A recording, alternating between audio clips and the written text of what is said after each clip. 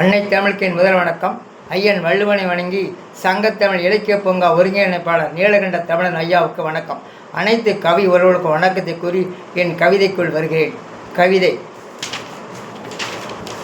உலக உத்தமர் காந்தியடிகள்.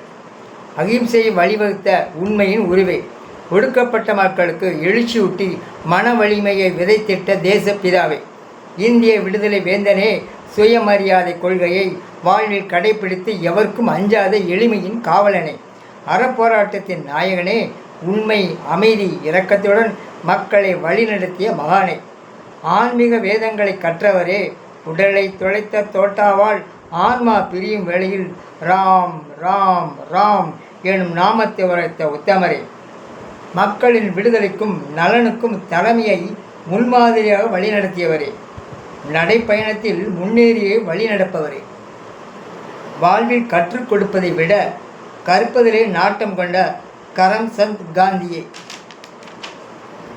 பிறளாத அறவழி போராட்டத்தால் பிழையோடு ஆளுமை புரிந்த ஆங்கிலேயரின் ஆணவ ஆட்டம் அடக்கிய அகிம்சா மூர்த்தியே, பிற நாட்டு இயக்கத்திற்கும் இது பிடித்து போனதே, மேனியில் அரையாடை கோலம், அறம், வாய்மை, அன்பும் அண்ணல் காந்தியின் ஆத்மார்த்த அடையாளம்.